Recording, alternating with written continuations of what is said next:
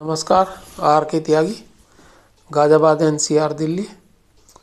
आज मैं चैनल्स पर देख रहा था और चाणक्य का सर्वे था उसमें, तो वो बता रहे थे 366 बीजेपी की सीट आएंगी एनडीए प्लस, और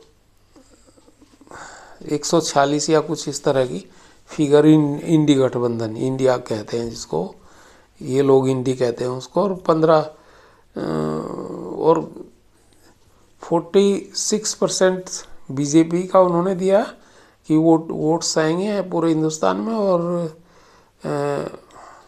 39 शायद इंडिया गठबंधन का है और 15% एक्स्ट्रा है उसमें।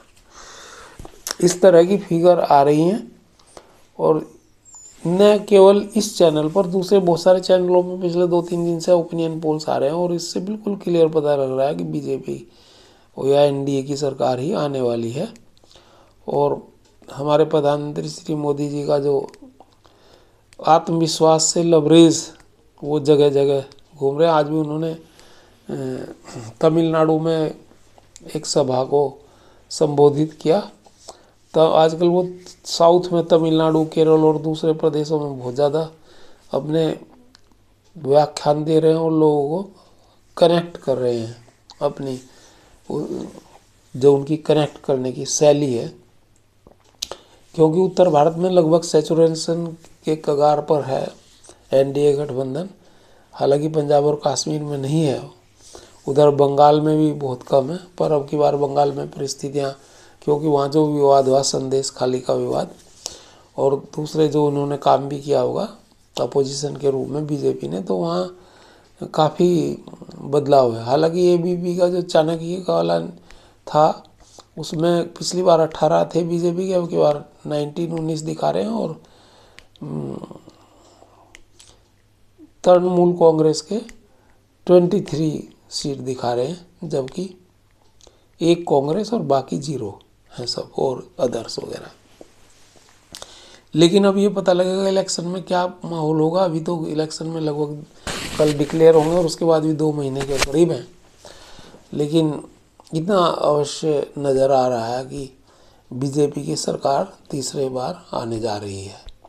अब वो उन्होंने 366 दिखाए, अब वो 366 में चाहे 346 हो जाए या 390 या 80 हो जाए, जैसा कि प्रधानमंत्री कहते हैं कि हमारे 400 पार होंगे।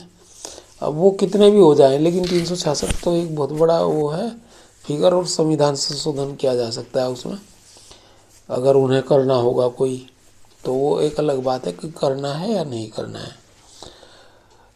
तो देश की राजनीति करवटें ले रही है, और चारों तरफ उधर रूलिंग पार्टी बीजेपी सीएए को एग्जीक्यूट किया है उन्होंने, और 4-4.5 साल पहले वो पास हुआ था बिल, और उसको रोक के रखा था। और अब पहले कोविड हुआ और बीच में प्रदर्शन धरने वगैरह हुए तो रोक लिया था, लेकिन चुनाव से 2-4 दिन पहले उसको इन्होंने लागू कर दिया, और नोटिफिकेशन वगैरह और जितने भी रूल रेगुलेशन से सब बना दिए। इससे भी देश में ध्रुवीकरण का माहौल है, और क्योंकि उसमें एक धर्म विशेष, इस्लाम धर्म को कंसीडर नहीं किया गया, ये कहते हुए कि वो तो जिन 3 देशों के लिए वो कानून बना है वहाँ वो बहुतायत में है, और बाकी 5 धर्म जो है, हिंदू, सिख, जैन, पारसी, क्रिश्चियन आदि, वो वहाँ माइनॉरिटी है, और माइनॉरिटी को वहाँ प्रताड़ित किया जाता है, और उनकी जनसंख्या पहले से बहुत कम हो गई, या तो वो भाग जाते हैं या फिर धर्म परिवर्तन, और दूसरे जितने भी माइनॉरिटीज़ पर वो कर सकते हैं अत्याचार वहाँ करते हैं, पाकिस्तान, अफगानिस्तान और बांग्लादेश में। तो आज 23% से बांग्लादेश में 8% रह गए हिंदू पॉपुलेशन। ऐसे इस बाकी लोगों की भी घटी है, सिख और क्रिश्चियन, पारसी और जैन, बौद्ध एट्सेट्रा। ऐसे ही पाकिस्तान में भी बहुत बड़ी पॉपुलेशन थी, वो 2% के करीब ही रह गई है हिंदुओं की। तो ये प्रताड़ना को रोकने के लिए और उनको जो है सम्मानजनक जीवन देने के लिए उनको नागरिकता का कानून, जबकि दिल्ली गवर्नमेंट में जो केजरीवाल है मिस्टर चीफ मिनिस्टर, और सर्वे सर्वा सुपरमैन है आपके, वो कह रहे हैं ये तो पाकिस्तानी, इन्हें क्यों लाए, ये तो आतंक मचाएंगे, यहाँ बलात्कार, आतंक और चोरी डकैतियाँ सब करेंगे हिंदुस्तान बर्बाद हो जाएगा और हमारे बच्चों की नौकरियां ये खा जाएंगे। और दूसरे इस तरह के तमाम उन्होंने गिनाए और संसाधनों को ये खा जाएंगे वगैरह वगैरह। यद्यपि 2014 तक जो लोग आ चुके हैं उन्हीं को उन्होंने नागरिकता प्रदान की है जो पहले से ही भारत में रह रहे हैं। पर उनका कहना नागरिकता के बाद तो इनको पूरे अधिकार मिल जाएंगे। और दूसरे जो 1,45,00,000 हिंदू